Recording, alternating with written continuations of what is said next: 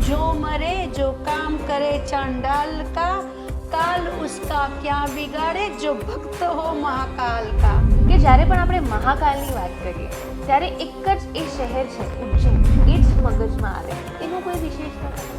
અતિશય ગુંજો ને અને મહાકાલને વિશેષ તો તમને એની એનર્જીથી તમે જોડાઈ જ જાઓ.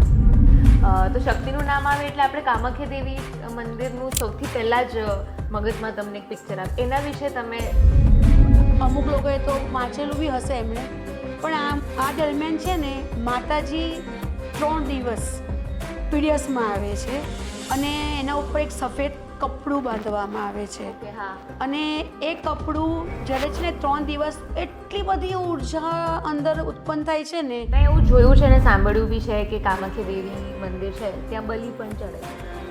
હવે બલિ વિશે બહુ બધા લોકો કદાચ મને ટ્રોલ કરે એ પહેલાં કહું છું કે બલિ માતાજીને પહેલાં બલિ કેમ ચડતી હતી.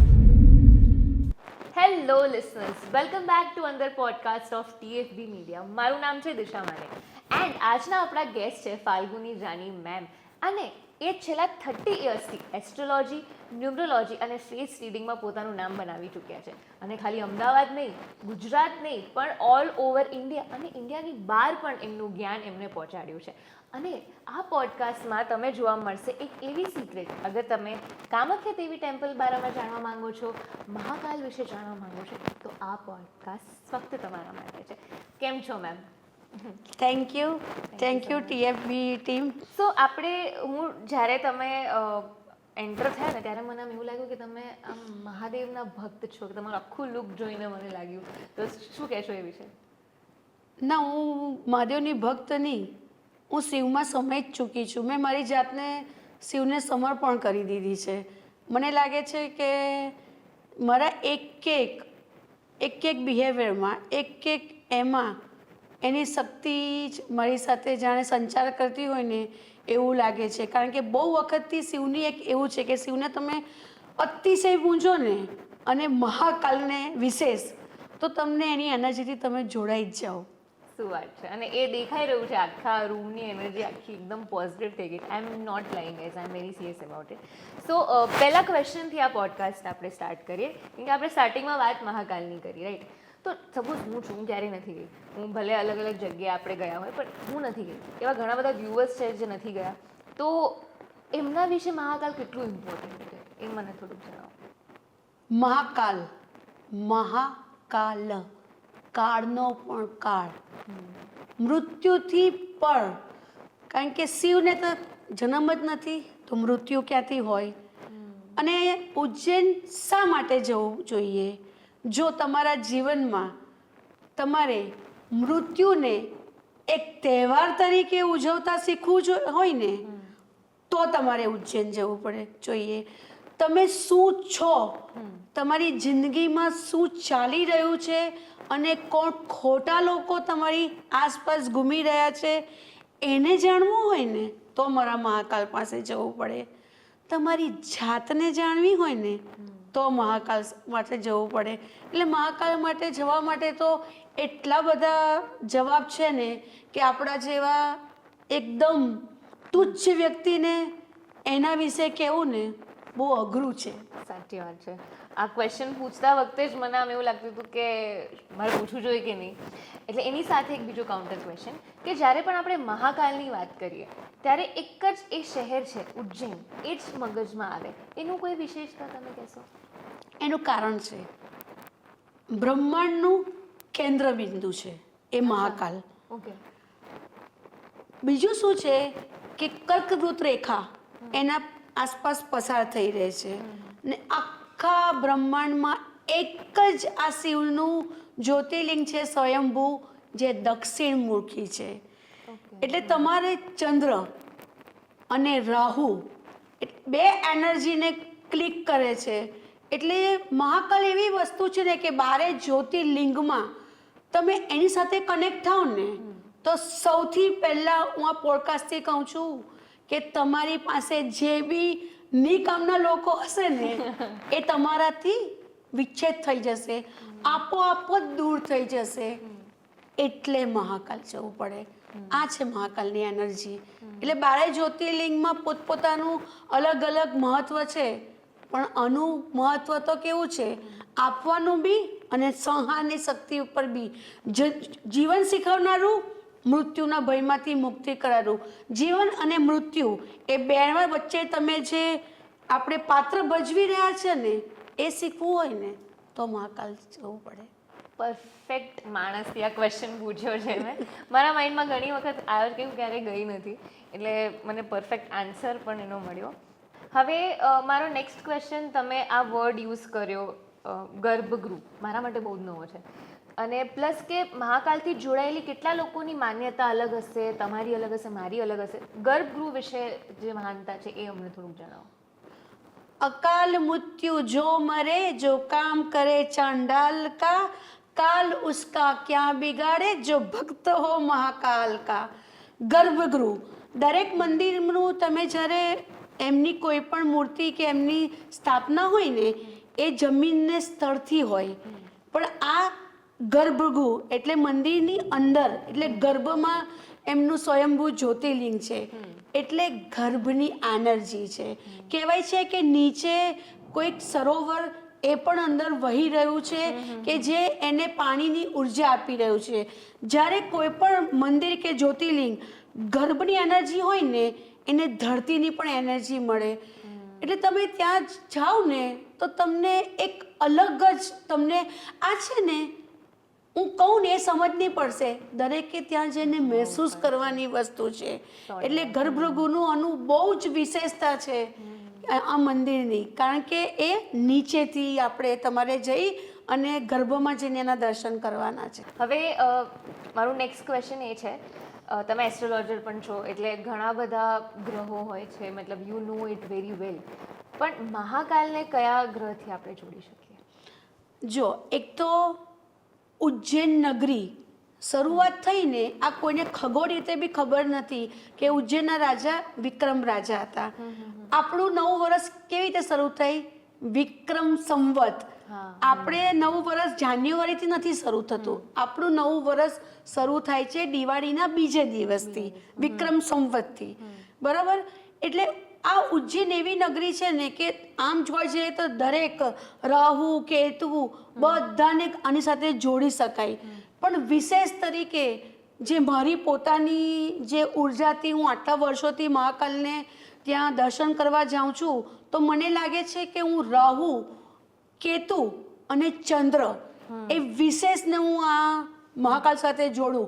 જો આ 3 ગ્રહ તમારી કુંડલીમાં કોઈ પણ જગ્યાએ ગ્રસિત હોય ને, તો આમની પાસે આની ભક્તિ કરો, તમારા બધા જ જે ગ્રહ છે ને એને સેન્ટરમાં લાવી અને તમારા જે પાપ કર્મ છે ને એને પૂરું કરવામાં અને પુણ્યબળમાં ટ્રાન્ઝિટ કરવામાં તમને આ મંદિર હેલ્પ કરશે. અને બીજો મને અત્યારે નેચરલ આવી રહ્યો છે ક્વેશ્ચન, બધાને કહે છે કે આને રાહુ છે, આને રાહુ છે, તો જે લોકોને અત્યારે હોય કે એને રાહુ વક્રી થઈ ગયો, મેં એવું બહુ જ બધી વાર સાંભળ્યું છે, તો એ લોકો જઈ શકે Ujjain, right? That's very good for them. સાચી વાત છે, કારણ કે રાહુ એટલે તે માથું, કેતુ એટલે ધડ. હવે અત્યારે તમે બધાને જો કે આખા વર્લ્ડમાં લોકો શેનાથી પીડાય છે? એકલતા, બરોબર છે, અને ડિપ્રેશનથી. 30% લોકો ડિપ્રેશનમાં અત્યારે જીવી રહ્યા છે. હવે આ જ એક જગ્યા છે કે કર્કવૃત રેખા પસાર થાય છે. એ જ્યાં રેખા પસાર થાય ને, એ તમને માનસિક રોગોમાં તમને બહુ જ ફાયદો આપે. આ તમને કોઈ જ ના કહે. જો તમારા ઘરમાં અચાનક કોઈને બ્રેન સ્ટ્રોક આવ્યો હોય, કાં બ્રેનની ઇન્જરી થઈ હોય, કાં બ્રેનના ઓપરેશન કરાવ્યા હોય, એમને ન્યુરોની અત્યારે ટ્રીટમેન્ટ ચાલતી હોય ને, તો 100% હું તમને ચેલેન્જથી કહું છું કે મહાકાલમાં જઈ અને 1.25 લાખ મહામૃત્યુંજયના જપ કરાવડાવો. તમને દવા કરતાં આ દુઆની અસર તમને બહુ જ વિશેષ દેખાશે. તો મને લાગે છે તમે મહાકાલમાં ખોવાઈ ગયા લાગો છો. ડેફિનેટલી, કેમ કે એનર્જી મને જેન્યુઇનલી ફીલ થાય છે. અને હવે આપણે મહાકાલની વાત કરીએ મેમ, તો તમને બી ખબર હશે કે ભસ્મ આરતીને કેવી રીતે આપણે મિસ કરી શકીએ આ ટોપિકમાં. તો ભસ્મ આરતી અત્યારે બધા જ વાત કરતા હોય છે, અત્યારથી સ્પેશિયલી જ્યારે રીલ્સમાં બધા જોતા છે તો વર્ષો જૂની આખી વાત. તો એના વિશે થોડુંક જણાવો. ભસ્મ અત્યારે તમે આપણે અઘોરની બી વાત લઈશું, પણ ભસ્મ એટલે શું છે કે રાખ, ચિતાની રાખ, આપણે હમણાં એનું છે.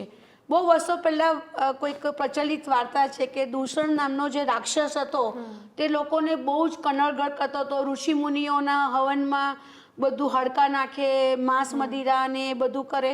એના હિસાબે લોકો બહુ જ ભક્તજનો છે ને બહુ ત્રાહિમામ થતા હતા. એટલે એમણે બહુ જ શિવની આરાધના કરી અને શિવે એમનો મહાકાલ સ્વરૂપે એમણે બ્રહ્માંડમાં જન્મ લીધો અને એ રાક્ષસને ખતમ કરી અને એની જ રાખથી એમણે પોતાનો શણગાર કર્યો. ત્યારથી શરૂ થઈ ભસ્મ આરતી. ભસ્મ આરતી એટલે મને એક લાઈન યાદ આવે છે, મતલબ મેં જોયું છે કે શિવ ભગવાન જ્યારે પણ કંઈક વિનાશ કરે છે કે તો એ પોતા ઉપર ઓઢી લે છે. તો આ એક એવો જ એક્ઝામ્પલ કહેવાય કે એમને આખી જે રાક્ષસની રાખ હતી એમના ઉપર એમને લઈ લીધી. હા, કારણ કે ઝેર કોણે પીધું? શિવ. શિવે પીધું. સ્મશાનનો ભૂતનો એને તો કઈ એવું નથી કે એને તો માણસ ચાલે, ભૂતનો તોડીનો એ તો રાજા છે. હવે ભસ્મ આરતીમાં એવું કહેવાય છે કે આકાશમાંથી દરેક દેવી દેવતાઓ ત્યાં હાજર હોય છે. કારણ કે આ મારો પોતાનો અનુભવ તમને કહું છું, મને અત્યારે રૂવાટા આવી જાય છે ખાલી વાત એ વસ્તુનું. હું એ ઝોનમાં જાઉં તો વિચાર કરો, ખાલી એક જ જ્યારે ઢોલક વાગે છે ને ભસ્મ આરતીનું અને જ્યારે અંધારું થાય છે ને, યકીન માનો તમારા દરેક ચક્રાસ જે અનબેલેન્સ હશે ને એ બેલેન્સ થઈ જશે. તમને એક હાર્ટના કોઈ ડિસીઝ હશે ને તો બી એ ચક્રાસને બેલેન્સ કરી દેશે. આ મારા કહેવાથી નહીં, તમે ભસ્મ આરતીમાં પોતે પ્રત્યક્ષ હાજરી આપો, અનુભવ કરો, પછી મને કમેન્ટ કરો કે હું જે કહું છું ને. કારણ કે ભસ્મ આરતીને સાપ્તાહિક રીતે હું રજૂ જ ના કરી શકું. જે અંધારું થાય છે ને અને પછી જે દીવાનો પ્રકાશ થાય છે ને તો આમ તમને નેચરલી એવું લાગે કે મારો મહાકાલ ત્યાં હાજર છે. એની એનર્જી તમને કહે. એટલે ભસ્મ આરતી તો હું દરેકને કહું છું, જીવનમાં એક વખત જરૂર જાઓ. જો તમે હિન્દુ છો ને, બરાબર, તો આ મહાકાલની ભસ્મ આરતી કરો. બહાર આવ્યા પછી ચેલેન્જથી કહું છું, તમારો જીવનનો રાહ બદલાઈ ચૂકેલો હશે. તમારે કોઈને પૂછવું ના પડે. અત્યારે જરૂર કે તમને કોઈ પ્રશ્ન હોય તો તમે કોઈ મેન્ટોરને પૂછો છો? કદી સલાહ લો? મમ્મી પપ્પાની સલાહ લો, કંઈ ગુરુની, ફ્રેન્ડ્સની, બરાબર. ભસ્મ આરતી કર્યા પછી છે ને જીવનમાં કોઈની સલાહની જ જરૂર નહીં પડે. બહાર આવ્યા પછી રસ્તો એ તમને બતાવશે. હવે તો બોલાવે મહાકાલ ત્યારે જશું. સાચી વાત છે. અને coming to the next question કે મહાકાલના દર્શન કર્યા પછી બધા કાલભૈરવ ભગવાનના દર્શન કરતા હોય છે, એની પાછળની શું મહાનતા છે? કાલભૈરવ એટલે એમને રક્ષક મહાકાલના. જી. હવે તમે કોઈ પણ જગ્યાએ, ધારો કે કોઈ પણ ઓફિસમાં જાઓ છો તો સીધા તમે જે ઓનર હોય એની ચેમ્બરમાં ઘૂસી જાઓ? ના. સૌથી પહેલાં તમે રિસેપ્શન પર જાઓ, મળો. ભૈરવ એ છે, સતત એની હાજરી શિવ પાસેની, એટલે એના રક્ષક છે. તો તમારે ભૈરવના દર્શન ના કરો અને સીધા મહાકાલ પર જાઓ તો કહેવાય છે એ ભક્તિ સ્વીકાર્ય નથી હોતી. કારણ કે ભૈરવ કેવું છે કે દુશ્મનોનો વિનાશ, તમારી તકલીફનો વિનાશ, તમારી નેગેટિવ ઉર્જાનો વિનાશ, તમને એ બધી ઉર્જાઓને વિનાશ કર્યા પછી તમને પાવન કરી ને મારા શિવ પાસે મોકલશે. એટલે કહેવાય છે કે ભૈરવની આપણે આરાધના કરો. કારણ કે આપણે ઉજ્જૈનમાં તો ભૈરવજી મદિરાનું સેવન કરે છે. વિશ્વના તમામ લોકો ત્યાં આવી ચૂક્યા પણ કોઈએ શોધખોળ નથી કર્યું કે આ મદિરા જાય છે ક્યાં. અને એકદમ આશ્ચર્યની વાત કહું તમને, તમે કોઈ બી જગ્યાએ દારૂનો કોઈ બી અડ્ડો હોય કે દારૂ વેચાતો ત્યાં શું થાય? તમે પસાર થાવ તો શું લાગે? અવાજ, સ્મેલ આવે. કાલભૈરવમાં આટલો બધો દારૂ ચડે છે ને, ભગવાન સેવન કરે છે ને, તમને બિલકુલ એની સેવનની એની કોઈ પણ તમને દુર્ગંધ નહીં આવશે. ને લિટરલી ભગવાન જ્યારે ગ્રહણ કરે છે ને ત્યારે આપણે પેલો ચા પીતા નથી કરીને પહેલાંના જમાનામાં જે પીતા હતા એવો તમને અવાજ આવે છે. સતત તે કે તમે એને જજ કરવા નથી જતા, તમે એની સાથે કનેક્ટ થઈને જીવશો ને તો 100% તમને આવી બધી વસ્તુમાં લોજિક ના હોય. એ બધી આખી વસ્તુ એનર્જી ઉપર ડિપેન્ડ થાય. હવે બધા લોજિક આમાં મૂકશે તો એ વસ્તુ ક્યારેય નહીં સમજી શકે. એક ફિલિંગ ટુ ફિલિંગની વાત હોય. આપણે બધા એક પ્રસંગ જોયો હશે કે જ્યારે શિવજી પાર્વતીજી સાથે લગ્ન કરવા જતા ત્યારે બહુ જ બધા અઘોરી હતા એમના સાથે. અને જ્યારે પણ આપણે વાત કરીએ શિવજી બારામાં કે કોઈ બી એમના એક તાંડવ બારામાં તો બી તમે અઘોરીનું વર્ણન બહુ જ બધી વાર થતું હોય છે. એના વિશે થોડુંક અમને કહો. કારણ કે દક્ષિણમુખી એટલે અઘોર પંથ બી કહેવાય, અઘોર કહેવાય, અઘોર. બરાબર છે.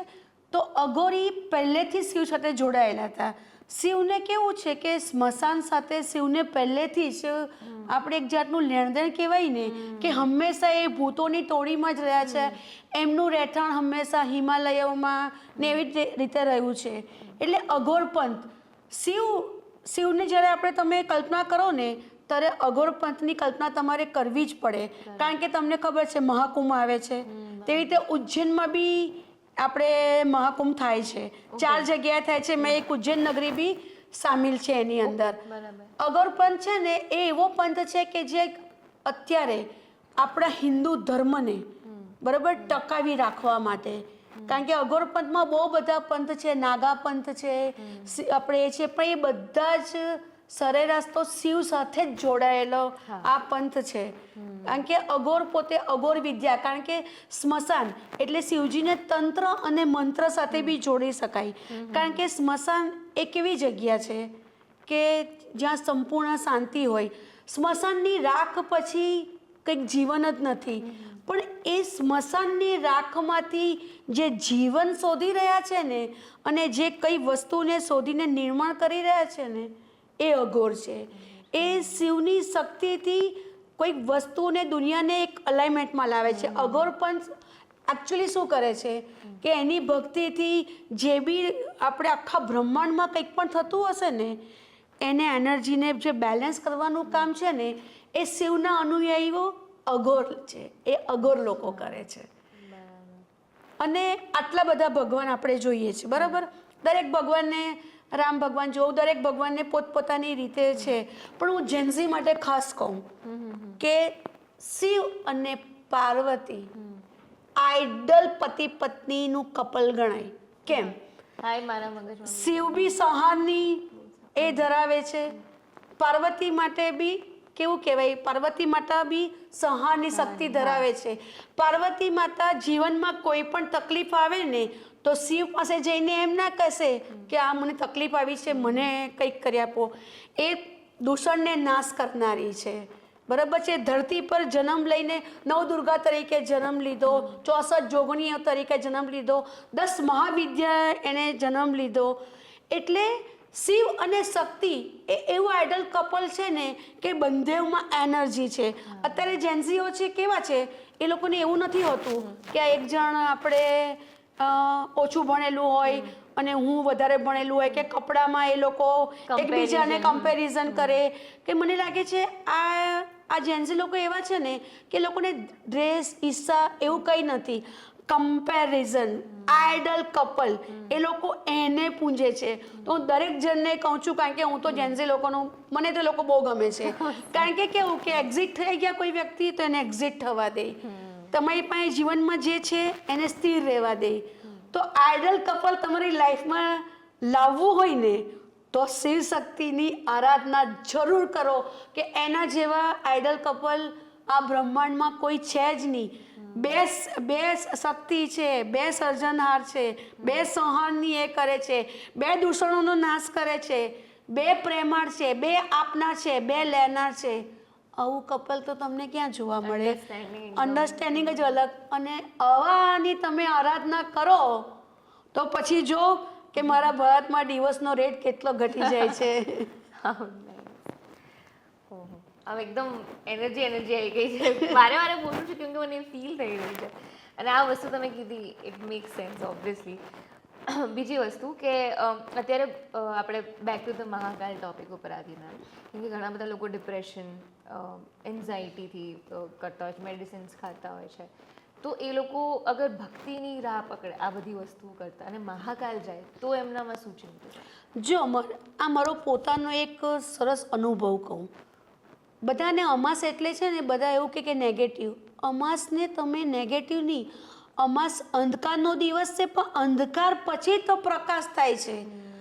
તો કોઈ પણને આજે હું આ માધ્યમથી કહેવા માંગુ છું કે જો તમારા ઘરમાં કોઈ બાળક માનસિક રોગથી પીડાતું હોય, કાં એને પોતામાં ઓછો પાવર હોય, ક્યાં એ પોતે બોલવામાં એનો બુદ્ધ ખરાબ હોય, ક્યાં વારે વારે તમારા ઘરમાં કોઈ ઇન્સિડન્ટ્સ બનતા હોય, ક્યાં ફાયરના એક્સિડન્ટના, કોઈ કેન્સરથી પીડિત હોય, તો તમે ત્યાં જઈને રુદ્રાભિષેક અથવા શિવ મંત્રના કોઈ પણ જાપ કશું પણ કરાવશો ને તો, કારણ કે ત્યાં ચંદ્રનું એલિમેન્ટ બી બહુ સરસ છે, તો મહાકાલ જઈને તમે આ ચંદ્રની એનર્જી, ચંદ્ર એટલે સ્ત્રીનો ગ્રહ કહેવાય, સ્ત્રીકારકનો છે, તો તમે આ એનર્જીને તમારે ગેઇન કરવી હોય ને તો ખરેખર મહાકાલ જાઓ, તમને વિશેષ લાભ થશે. તમારે બીજી કોઈ પૂજા કરાવવાની જરૂર નથી. ઓકે, એટલે આ બે ઉપાય કરી શકીએ. બે ઉપાય કરી શકીએ. સરસ. હા, તમને બીજી ખબર છે કે બીજી બી એનર્જી છે રાહુની.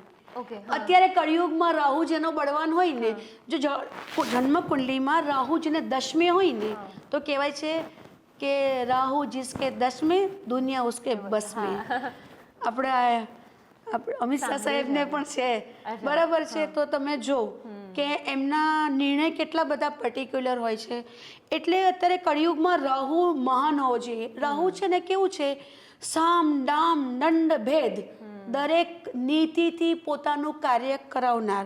જો તમારે કોઈ પણ જગ્યાએ કોર્ટ કેસ કે એવું ચાલતું હોય ને તો રાહુને બરાબર તમારા કુંડલીમાં સરખું કરવું પડે. 7મા સ્થાનમાં હોય, લગ્ને હોય, 5મા સ્થાનમાં હોય તો તમને આપણે બાળકોમાં પ્રોબ્લેમ કરે, તો બી તમારે આપણે આ જપ કરાવવાથી તમને ફાયદો થાય. એટલે મહાકાલ તો કેવું છે, એ આપવા બેઠા છે, તમારામાં લેવાની શક્તિ હોય એટલું લો, કારણ કે સમર્પિત થઈ જાઓ, કારણ કે એ તમને બોલાવશે એટલે સમજી લો કે જિંદગીમાં તમને તારવા માટે તમને એણે કોલ આપ્યો છે. જલ્દી કોલ આપો, કેમ કે મારે ત્યાં જવાનું એ પ્લાન બને ના થાય. ઘણા બધા મારા ફ્રેન્ડ સાથે જઈ આવે. મારી એ જ જગ્યા હજી હું નેપાળ બી પશુપતિનાથ બી જઈ, બસ ખાલી એક જગ્યા બાકી. હવે ભગવાન જ્યારે કહેશે તમે આશીર્વાદ આપો તો પહેલાં જઈએ. તમે વિચારો, હું 10 વર્ષથી એક વ્યક્તિનું મહાકાલથી કામ કરી રહી છું. દર ઓગસ્ટ મહિનામાં એના જપ કરાવી રહી છું મહાકાલમાં. પૈસા એ આપે છે, જવાનું મારે હોય ઓગસ્ટ મહિનામાં, દર ઓગસ્ટમાં. તો બી એ પોતે વ્યક્તિ મહાકાલ સુધી નહીં જઈ શકતી. કેમ કે એને મહાકાલ નથી બોલાવતા. ભલે મારા દ્વારા એનું પુણ્ય બળ એ કરે છે, પણ એ વ્યક્તિ જઈ જ નથી શકતી. એટલે આ કેવું છે, તમારી તાકાત નથી કે એ બોલાવે નહીં ને, બરાબર છે. આ પેલું આપણે છે લગ્નમાં કેવું કે આમંત્રણ પત્રિકા આપે તો જ તમે જઈ શકો. હા, મારા મહાકાલનું એવું છે, એ તમને આમંત્રણ આપે તો જ તમે એના સમારંભમાં હાજરી આપી શકો. અને ઘણા બધા લોકો એવું કહે છે કે મહામૃત્યુંજય જાપ છે બહુ સ્ટ્રોંગ જાપ છે, તો I think you are the perfect person કે લોકોને કહી શકો કે કઈ રીતે એના જાપ કરવા જોઈએ. What is the right way to do it? તમે મહામૃત્યુંજયના જાપ કરો ને તો વિશેષ તમારે ધ્યાન રાખવાનું કે તમે શિવલિંગ ઉપર જ્યારે આના જપ કરી રહ્યા છો તો સતત એના ઉપર દૂધની ધારા વહેવી જોઈએ, બરાબર. કાં તમે પછી શું કરો કે આપણે પાણીનો એક લોટો લઈને બેસો, એ જે પણ જપ તમારે પૂરા થાય, તમે જેટલા કરી શકો, 108 એક માળા કરી લો તમે. એ પાણી પછી તમારે છે ને તમારા જે બી ઘરનું તમારું મટકું છે ને એની અંદર મૂકી દેવાનું, એની અંદર રેડી દેવાનું. એટલે બધાના ઘરની એનર્જી, તમે રસોઈ બનાવશો તો બી એ પાણીમાં યુઝ થશે. તમારે જે પીશો આખા દિવસ દરમિયાન, તમારા આચાર અને વિચાર એમાં ફેર આવી જશે. આ જપ એટલો બધો એ છે.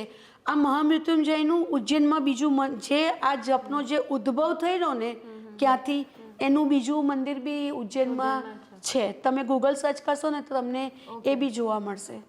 આ બ્રહ્માંડમાં શિવ અને શક્તિ સિવાય કોઈ વસ્તુ શક્ય જ નથી, રાઈટ? આપણે મહાકાલ વિશે વાત કરી, શિવજી વિશે વાત કરી, હવે આપણે શક્તિ ઉપર આપણે આખું પાર્ટ 2 સ્ટાર્ટ કરીએ.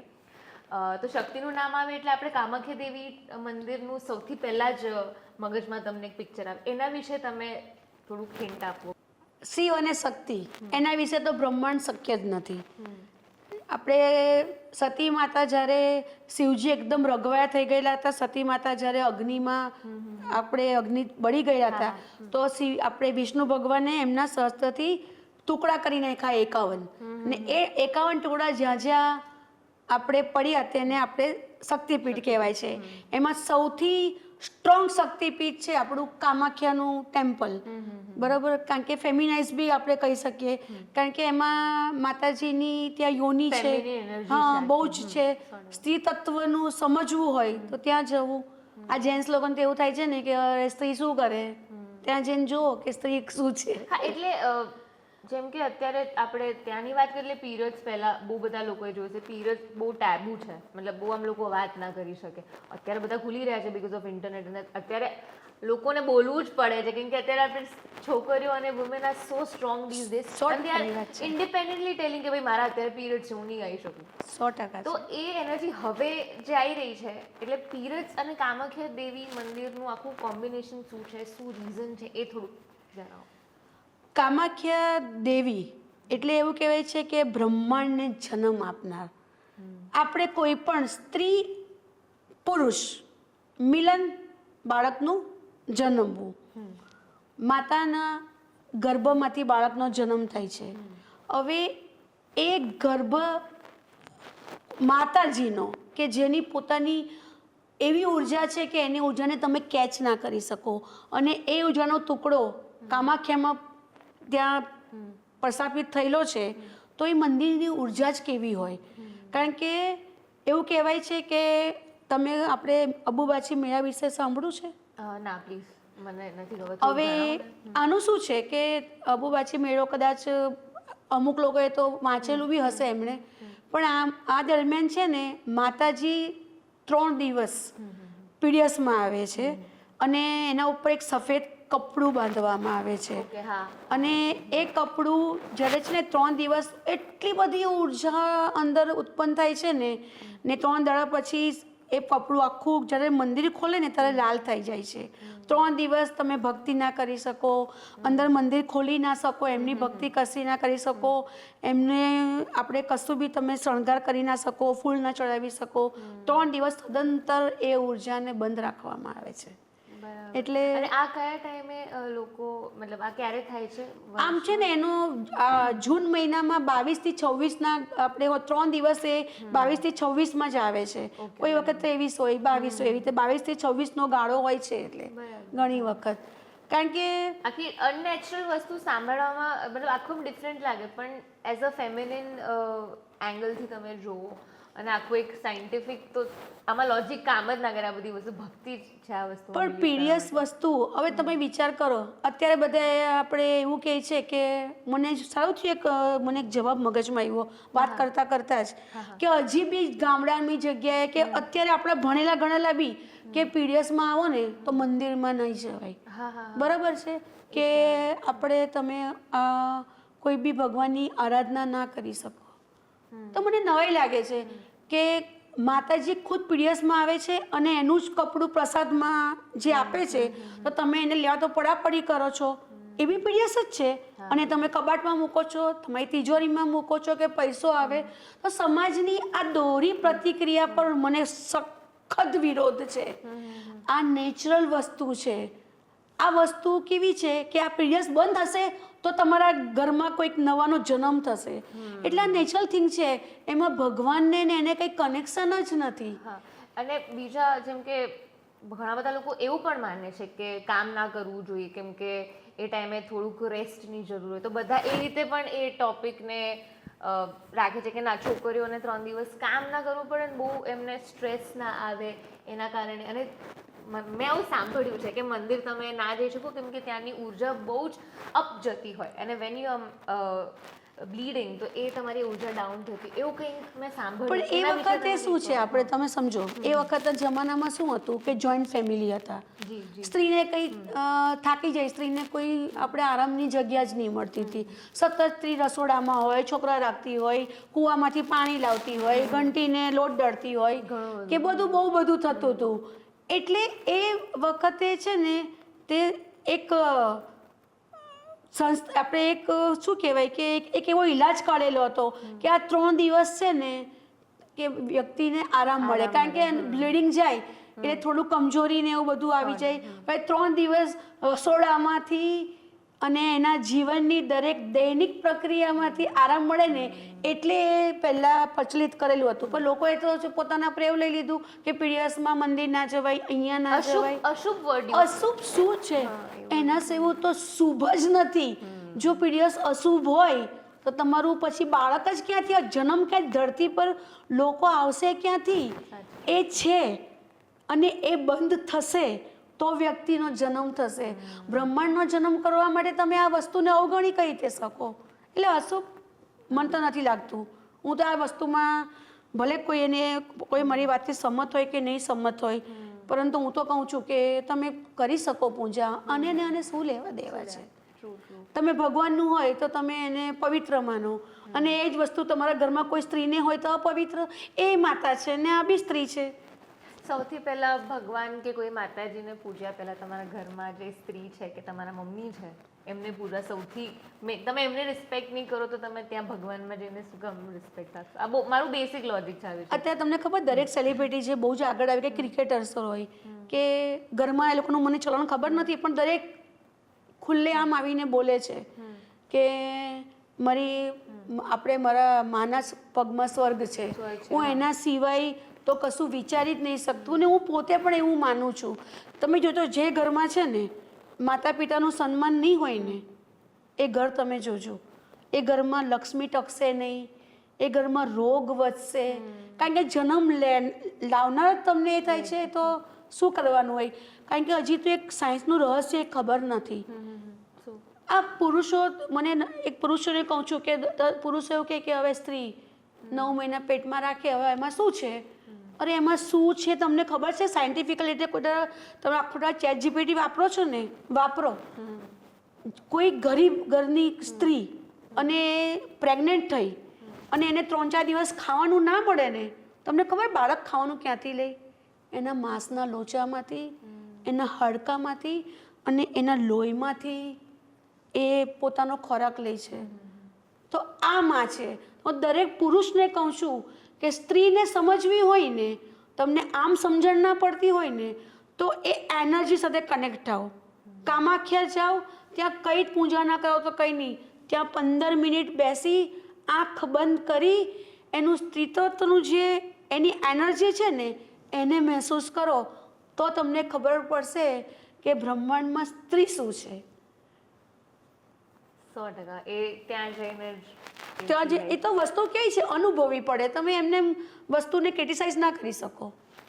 મેં એવું જોયું છે ને સાંભળ્યું બી છે કે કામાખ્યા દેવી મંદિર છે ત્યાં બલિ પણ ચડે છે. તો એ આખી પ્રોસેસ કે આખું એ શું રીઝન શું છે એના પાછળ? હવે બલિ વિશે બહુ બધા લોકો કદાચ મને ટ્રોલ કરે એ પહેલાં કહું છું કે બલિ માતાજીને પહેલાં બલિ કેમ ચડતી હતી?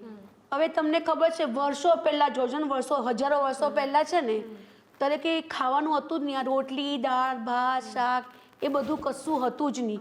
ફ્રૂટ હતું અને લોકો જનાવરને મારીને જ ખાતા હતા. વર્ષોનો ઇતિહાસ જોઉં તે એ વખતે શું હતું કે માતાજીને ભોગ ચડાવવા માટે બલિ જ એટલે કોઈને બી એને કાપીને એની પ્રસાદ ધરવા માટે આ જ કરવું પડતું હતું.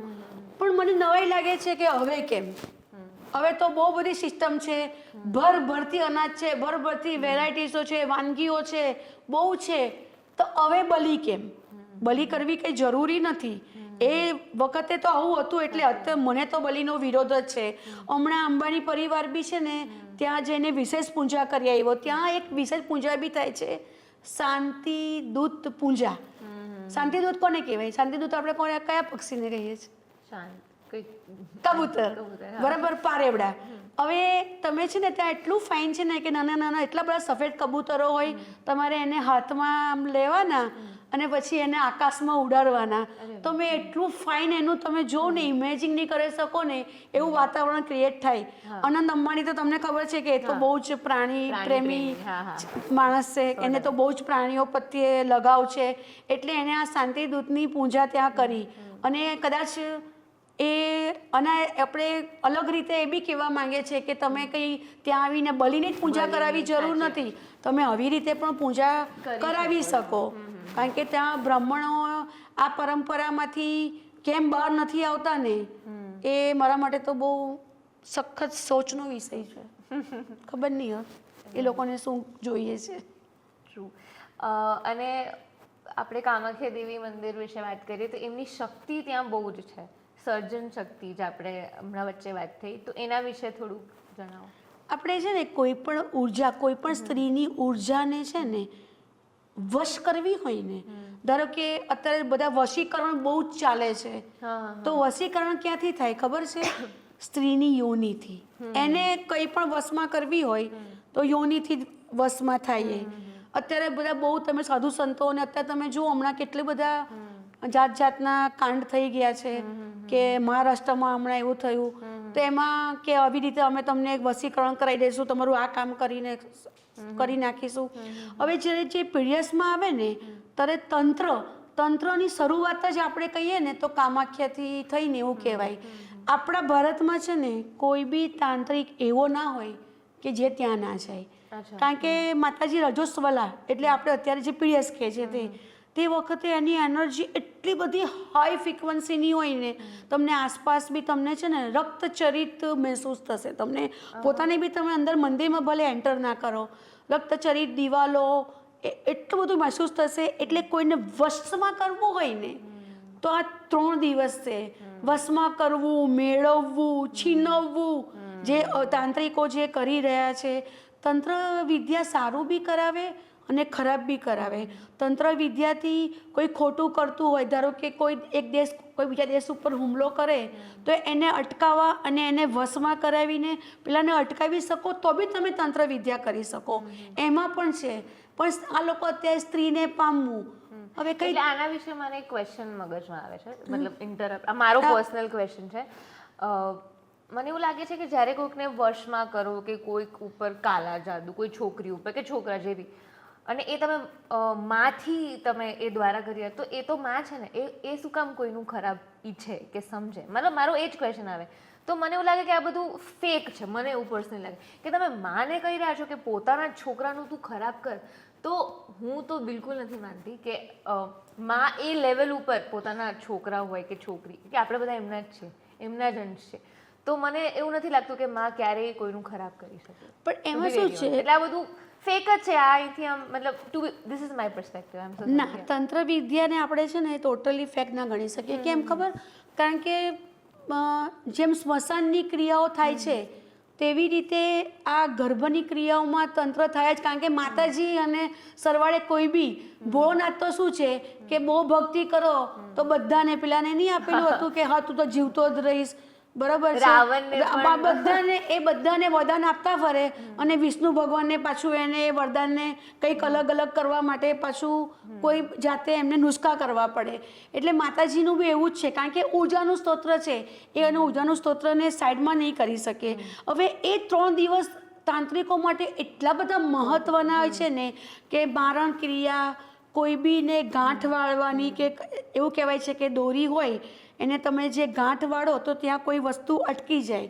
જેમ બગલામુખીમાં સ્તંભન એટલે સ્થિર થવું, સ્થિર થવું, બરાબર છે. અને આ કામાખ્યામાં કેવું છે કે ગર્ભની ક્રિયા એટલે તમારે કોઈને બાંધી દેવું. હવે રિયલમાં હું તો કહું ને કે જે લોકોને માતા પિતા બનવાનું સ્વપ્ન હોય ને અને જે માતા પિતા નહીં બની શકતા હોય ને એના માટે કામાખ્યા એ આશીર્વાદ છે. ઘણી વખત એવું થાય છે કે IVF કરાવો ને તો બી તમે સક્સેસ નથી જતા, તો તમે કામાખ્યા જઈ અને ત્યાં છે ને બાલિકા પૂજન થાય છે. 31, 21, 11 બાલિકા નાની નાની જે પોતે રજોસ્વલામાં ના થતી હોય ત્યાં અવેલેબલ જ છે. એની પૂજા કરાવો તો બી તમને માં તમને ફળ આપવાની જ છે.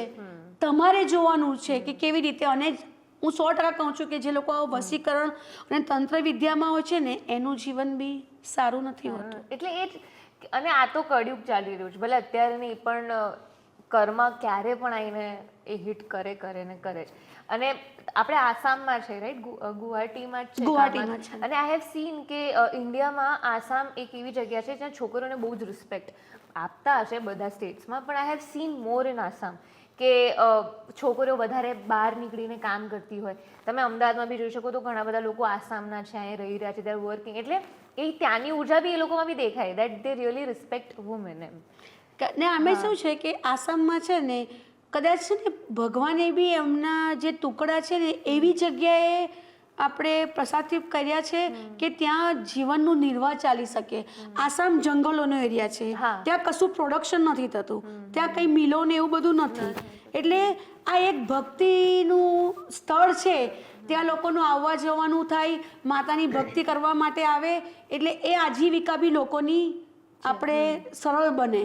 એટલે પ્રભુ બહુ એટલા ઊંડાણથી વિચારીને દરેક વસ્તુઓ સર્જન કરે છે ને, પણ આપણે સમજવું પડે. હવે એક વસ્તુ છે કે કોઈ પ્રેમ તમે એકદમ છીનવીને લઈ લો અને તમને એક બહાવની જેમ આવે તો કેવું?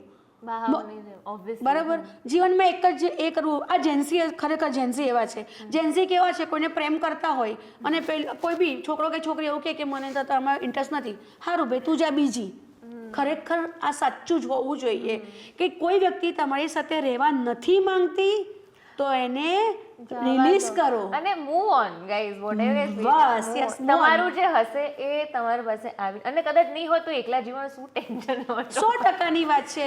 એકલતામાં તમે જશન બનાવો, કારણ કે મેળવશો ને, છીનવશો મેળવશો એ તમારી પાસે. હું તમારા ઘરમાંથી આવીને 10 લાખ ચોરી ગઈ તો 10 લાખ મારું જીવનકાળ સુધી 10 લાખ ચાલશે નહીં. એ પતી ગયા પછી શું? ચલો મેં કોઈનો પ્રેમ બહુ છીનવી લીધો, એ વ્યક્તિ એની સાથે આપણે કોઈ બી ગતિક્રિયા કરી, એને જે ભોગવવાની હતી એ સ્ત્રીને એ ભોગવી લીધી. 1 દિવસ આનંદ લીધો, 2 દિવસ, 3 દિવસ, 4, 5, 10 મહિનો પછી એની તૃષ્ણા પતી જશે. બરાબર. તૃષ્ણા પતી જ ગયું, મોહ પતી ગયો તો પછી પ્રેમ ક્યાં ગયો? પ્રેમ પતી જ જશે, કારણ કે એ છીનવેલું હશે ને મેળવેલું હશે. જો પ્રેમ હશે ને તો એના પેલીના હાથ પગ ખરાબ હશે કે એના શરીરમાં કંઈક રોગ આવી ગયો હશે તો એ ફેર ના પડે કે શારીરિક પ્રેમ નહીં હતો, એ મનનો પ્રેમ હતો. એટલે મનનો પ્રેમ, સ્ત્રી તત્વ પર જ્ઞાન, સ્ત્રી તત્વનું સન્માન, સ્ત્રી તત્વને સમજવાની કોશિશ એ બતાવે છે કામાખ્યા. એ કામાખ્યા તમને આ શીખવે છે. શું વાત છે. તો અત્યારે ખાસ જેન્ઝીઝ યંગસ્ટર્સ જવું જોઈએ પોતાનો એક એક્સપિરિયન્સ ફીલ કરવા માટે. Definitely I suggest you guys to go. તમે કમ્ફર્ટેબલ છો ને પોસ્ચર ચેન્જ કર્યું તમે કામાખ્યાની વાત કરે આમ અચાનક? એકચ્યુઅલી મેં મારું પોસ્ચર કોઈક વસ્તુને એડ કરવા માટે કર્યું છે. આ પોસ્ચર આપણે કામાખ્યાની વાત કરીએ છીએ ને. અચ્છા, એટલે આખું આમ પોસ્ચર છે. આ પોસ્ચર આ છે ને તે તંત્ર અને મંત્ર કોઈ તમારા બોડી ઉપર, જ્યારે કામાખ્યાની વાત કરીએ છીએ એટલે કે સ્ત્રી આવી રીતે પોસ્ચરથી બેસે ને તો એવું કહેવાય છે કે જે દાનવ ને તંત્ર અને મંત્ર છે ને તમારી યોની માર્ગથી પ્રવેશે નહીં, એટલે આ પોસ્ચર રાખવામાં આવે છે. એટલે યુઝ્યુઅલી હું પણ આવી રીતે બેઠી હોઉં છું, કારણ કે આ તમારું છે ને આવી રીતે તમે કરો એટલે એને એ આખું એ થઈ જાય, એટલે કોઈ બી નેગેટિવ વસ્તુ તમારી એ માર્ગથી પ્રવેશે નહીં. એટલે આ પોસ્ચર જ્યારે તમને કોઈ બી સ્ત્રીને એવું લાગે ને કે અહીંયા કંઈ ગડબડ છે તો આ પોસ્ચર કરી નાખવાનું. નેગેટિવ મંત્ર બી કહી શકો કે આમ આપણે પોતાની જાતને પ્રોટેક્ટ કરી શકીએ. જો તમે સ્ત્રીઓને છે ને બિચારી બાપડી પ્લીઝ ના થાવો, અબડા ના થાવો, બરાબર છે. કાલીની આરાધના કરો ને કોઈ પણ એવી કોન્ફિડન્સ વ્યક્તિ, એટલે કે જો મા તારા દેવી છે એવાની તમે આરાધના કરો, તમારામાં કોન્ફિડન્સ લેવલ એ જ થઈ જાય. દરેક સ્ત્રીને અત્યારે ખરેખર બધું સાચું જ છે. હમણાં જો તમે જોશો ત્રિશાનો કેસ, દરેક છે ને સ્ત્રીએ કામાખ્યા તમને આ પણ શીખવે છે કે બિચારા બાપડા ના થાવ, બરાબર છે. દીકરીને હું તો બધાને આ માધ્યમથી કહેવા માંગુ છું કે તમે દીકરીને દહેજમાં સોનું ચાંદી પિત્તળ બધું જ આપવાનું છોડી દો.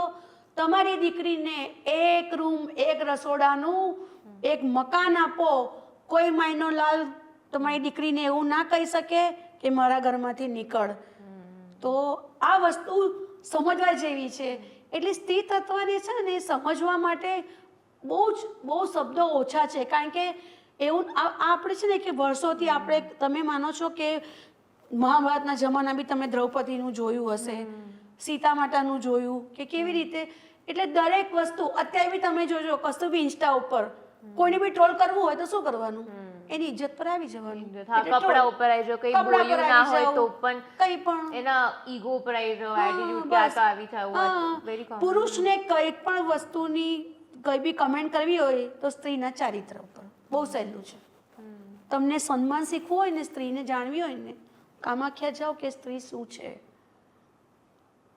પરફેક્ટ. તમે આન્સર આપી દીધો બધા ટ્રોલર્સને. જેટલા બી છોકરીઓના ડિપ્રેસ થઈ જતા ને કોમેન્ટ્સ જોઈને આ સેગમેન્ટ જોઈ લેજો.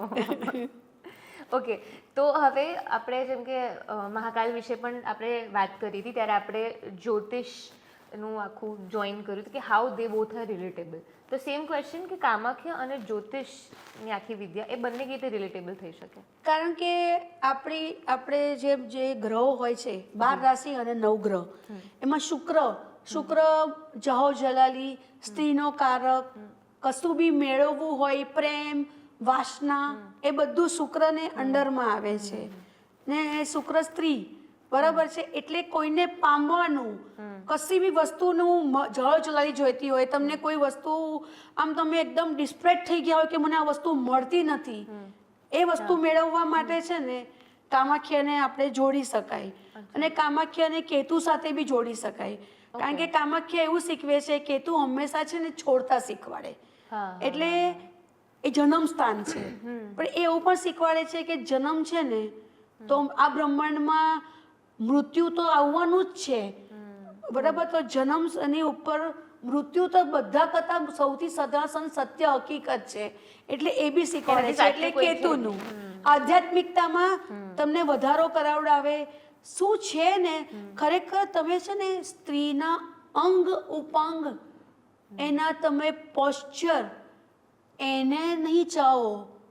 સ્ત્રીને એને નહીં ચાહવાની. કારણ કે સ્ત્રીના અંદરના જે ઇમોશન છે, એક સ્ત્રી એની બોડીમાંથી એક અલગ જ ઉર્જાને તમારા બ્રહ્માંડમાં જન્મ આપે છે. તો તમે એનું માન નહીં કરો તો શું કરશો? હવે અત્યારે તો સ્ત્રીની દુશ્મન થઈને બેઠી છે. એ તો મને એ નવાઈ લાગે છે કે તમે પુરુષોને શું કહેવાના હતા? તમે સ્ત્રી થઈને સ્ત્રીને તમે ગમે તેમ બોલતા હોવ છો.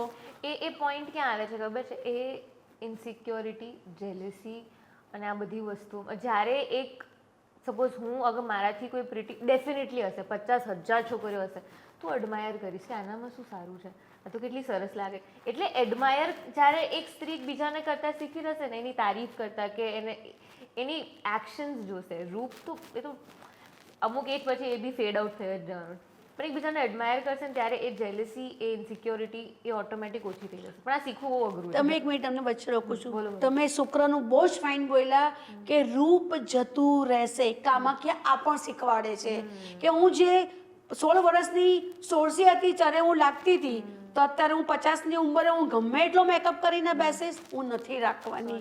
એટલે શુક્ર પરમેનન્ટ નથી તમારી સાથે રહેવાનો. અને કોમ્પિટિશન શા માટે? તમે કોની સાથે કોમ્પિટિશન કરો છો? બરાબર. તમને ખબર છે, તમે કોઈ પણ વ્યક્તિ છો ને, સ્ત્રીને ખાસ કહું છું, આ પુરુષ માટે તો છે જ નહીં આ લાઈન. કોઈ પણ સ્ત્રી બહુ આગળ વધતી હોય, એ તમારી ફ્રેન્ડ હોય, તમે ખાલી એક વખત એને જઈને એવું કહો કે યાર તું તો કેટલી સરસ આગળ વધે છે, તને આજે ડ્રેસ કેટલો ફાઇન લાગે છે. હું તને બી કહું દિશા કે તારા વાળ કેટલા સરસ અને સિલ્કી છે.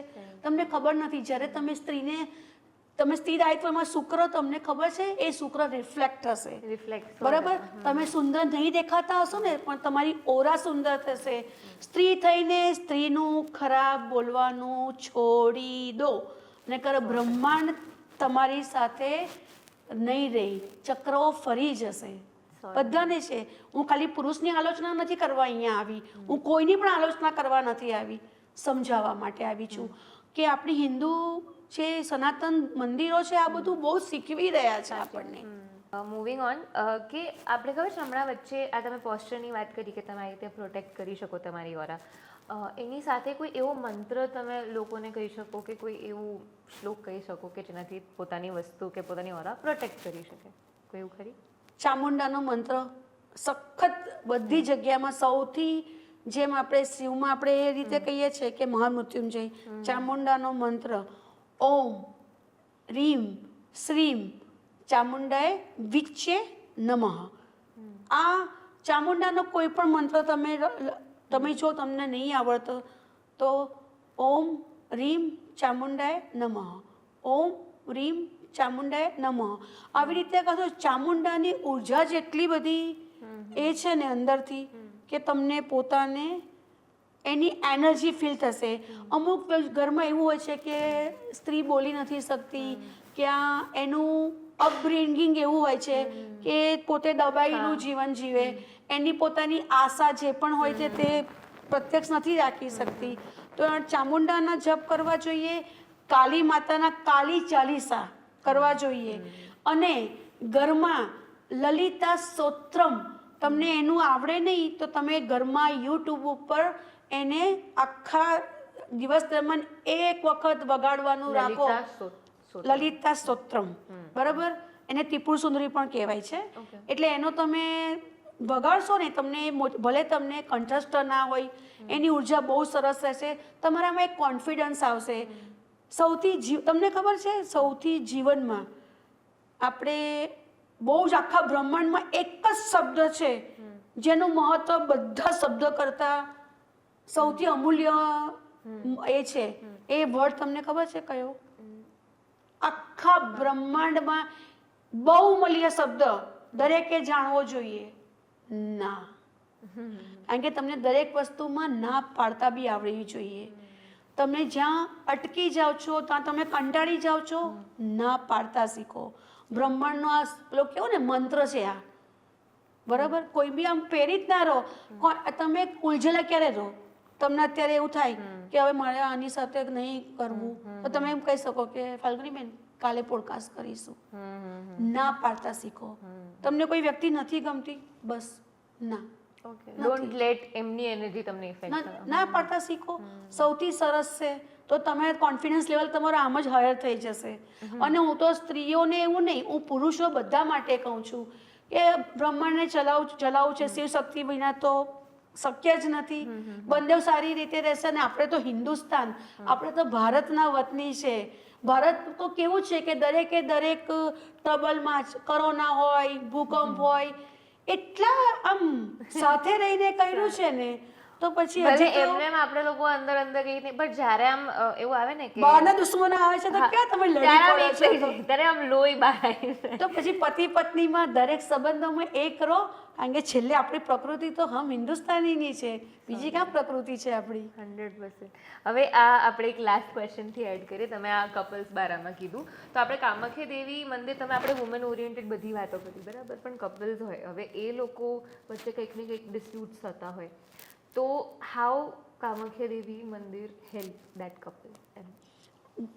એક તો મેં તમને કીધું કે જેને બાળકો થતા સંતાન ન હોય.